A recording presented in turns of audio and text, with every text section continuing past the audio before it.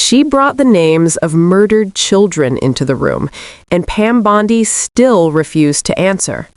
Today, Senator Amy Klobuchar put gun violence front and center, and the Attorney General dodged like her career depended on it. Senator Klobuchar, you're recognized. Thank you. Attorney General Bondi, good morning.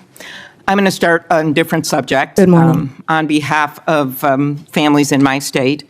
And I wanted to thank the FBI and the local justice officials in Minnesota, the U.S. Attorney's Office, for the work that they did catching the murder, in the horrific murder of my friend, Speaker Melissa Hortman, and her husband, and the shooting of Senator John Hoffman.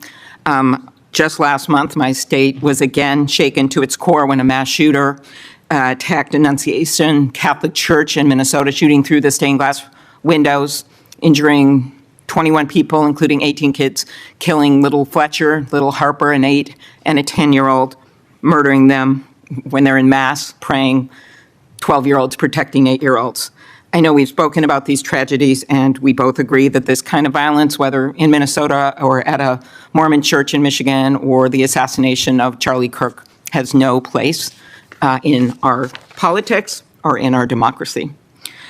In 2018, after the Parkland shooting, you were Attorney General, and there was a bill called the Marjorie Stoneman Douglas High School Public Safety Act.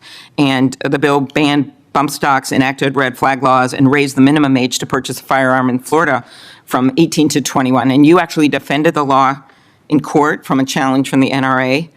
And we know that I'm in favor of an assault weapon ban, period. I look at these bills and I think, does this hurt my Uncle Dick in the deer stand? We have a proud tradition of hunting in Minnesota. I don't think they do. But as I talked to Director Patel, and he told me in the chair you are sitting in right now, that assault weapon ban could prevent future attacks. I talked to him about better background checks, about red flag laws, and then that perhaps we could find common ground on what actually happened in Florida, which would be to at least change the minimum age for purchasing assault weapon, because we've got 18 to 20-year-olds commit gun homicides at over triple the rate of adults 21 years and over, even though that wouldn't helped in Annunciation Church because he was a few years older. She was a few years older. But as you know, the shooter at Parkland was 19 years old, and the shooters in Buffalo and Uvalde were both 18 years old. So given your efforts in Florida, do you agree that at least raising the age for purchasing assault weapons could reduce the number of these shootings? Senator, first, that's pending litigation, and I can't discuss that at all. The 21 is pending litigation. I cannot discuss that. Florida? But if I could go back the 21 age is pending litigation. I can't discuss that. But Senator, back to what you said about what happened in Minnesota, there is no place for that. And I believe I spoke to you after that horrific,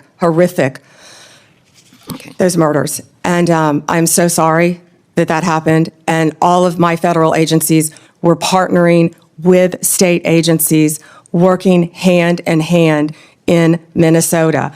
What I can tell you about the Second Amendment is this is the most pro-Second Amendment DOJ in American history, as you know.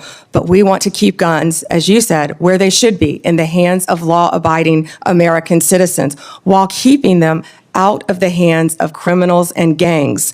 Since January 20th, the ATF and FBI have seized more than 30,000 illegal guns. I have 10 minutes. 30,000. You have given these statistics, and I truly appreciate those statistics. But what I was just trying to get at was something where maybe we could find common ground on a bill that you actually defended in court in a state, which Director Patel seemed open to, and that was looking at, could we at least raise the age to 21 of the purchase of an assault weapon federally, while states look at banning these weapons overall, given these little babies that this gun is used to kill. So we can talk about it later, but that was my question, and you don't want to answer it. No, it's pending litigation, Senator. Okay, but your views on this is not pending litigation. So I want to get to the independence of the justice.